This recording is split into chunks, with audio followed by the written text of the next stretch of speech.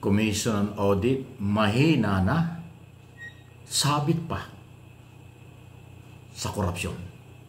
At napakahirap ng sitwasyon ng mga Pilipino at ng ating bansa kung ganyan ang sitwasyon. Alam niyo kung bakit? Until now po ay ayaw pa rin umuwi ng bansa, di umano'y may sakit. Ito hong si Mario Lipana, isa sa mga commissioner ng Commission on Audit o COA, na ang kanyang pamilya, ang asawa nito ay isa rin sa mga kontraktor na pwedeng sumasabit o sabit sa flood control scam. Ilang beses nang tinukoy ng mga testigo at resource person sa mga public hearing na itong Mrs. Lipana ay sabit dito sa kaduda-dudang korupsyon. Tapos yung asawa niya ay commissioner ng COA. Ang mahirap po dito, itong commissioner ng COA, ito ho ay hindi basta-basta matatanggal. Pag walang delikadesa, hindi mag-resign. Impeachment po yan, impeachable official, sa dadaan pa sa proseso ng impeachment bago matanggal yan. Pero ngayon, ang sinasabi po ng COA ay humingi pa ng extension sa pagpapagamot doon po sa Singapore. So may sakit. Parang nung patuloy na nakakakuha ng kontrata ang kanyang pamilya sa gobyerno, wala tayong nabalitaan sakit. Tapos nang pumutok ang balita na posibleng may kilalaman ng kanyang asawa at siya bilang conflict of interest, bawal na bawal yan. Biglang nagkasakit hanggang ngayon. So anong aasahan natin sa COA?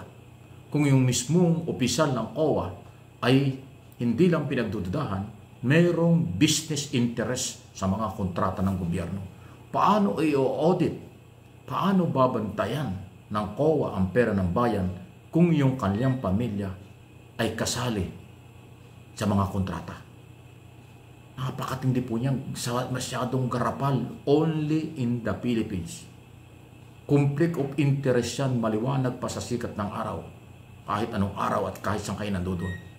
Kasi bawal na bawal ang first family o immediate family kung ikaw ay nasa gobyerno na mangontrata o magkaroon ka ng business sa pamahalaan.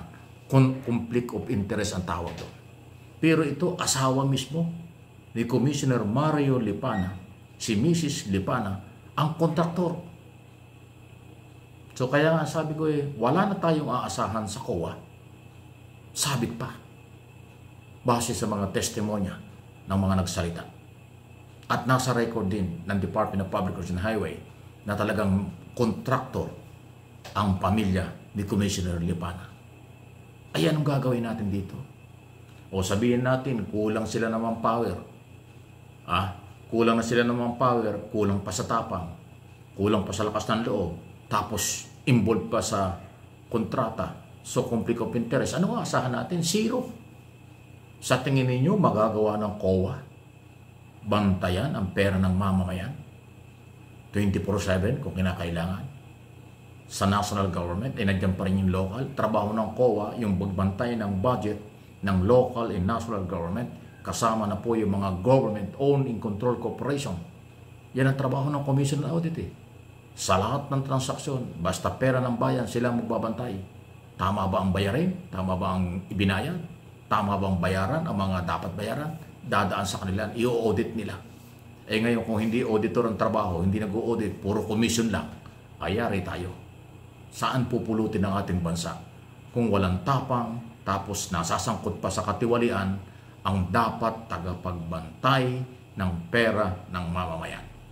Napakalaki ng problema ng ating bansa kapag kaganito. Kaya-kaya silang takutin, kaya-kaya silang palusutan, at ang kaduda-duda, sila ay kasapakat, kaya nagiging bulag at bingi. Hindi naman sa lahat ng oras. Pero madalas siguro, nabubulag na bibingi. Sa halip na ipaglaban ng pera ng bayan at kapakanan ng bayan, ay sumali na, nagnegosyo na rin, nangomisyon na rin. Di ba sinabi ni Ping Lacson doon sa kanyang expose? 1.5 o 0.5% ang komisyon ng COA sa mga transaksyon. O, yan ang klase. So, COA, audit o commission? Commission o audit? Ayan ang nangyari. Mukhang puro commission. Saan tayo pupulutin pagkaganyan? Kaya kung meron lang delikadesa itong si Commissioner Lipana, total ikaw ay may sakit, dapat mag-leave ka lang o mag-resign ka na lang para huwag ka nang ma-impeach. Delikadesa, conflict of interest ang issue. Ngayon kung wala kang delikadesa, wala kang pakialam sa nangyayaring ito, dapat ma-impeach ka, dapat may mag-file ng impeachment laban sa iyo kasi impeachable official ka at labag sa saligang batas. Betrayal of public trust. Public office is public trust. Nasa saligang batas yun. Paano magtitiwala sa opisina mo at sa iyo kung merong conflict of interest sa iyong pamilya at sa negosyo sa gobyerno? Ganyang katindi.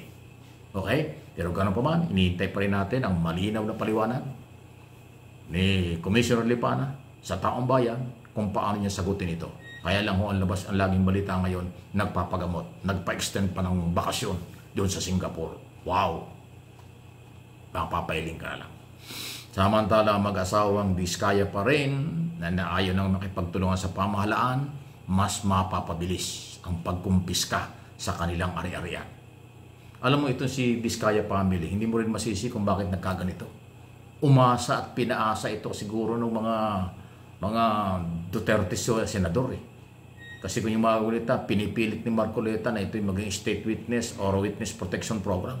Siguro na pangakuan ito na yun ang kahinat nga. Pero lumabo pa sa sabaw ng pusit. Dahil siya ay kasama sa principal, parang ganon. Ay bakit nga naman magiging testigo? So ayaw na ngayon makipag-ugnayan. So siguro may nagpaasa at umasa ang Diskaya na magiging state witness siya. Pero ang sinabi ng ICI at ng gobyerno, hindi pwede. Pansamantala lang, merong witness protection program dahil kinukunan pa sila ng salaysay. Pagkatapos niyan, bahala sila sa buhay nila. Actually, dapat yan, huwag na rin pakawalan. Dapat maglabas na ng warrant of arrest, hulihin at ipakulong na itong mga ito. Huwag nang pakawalan ito.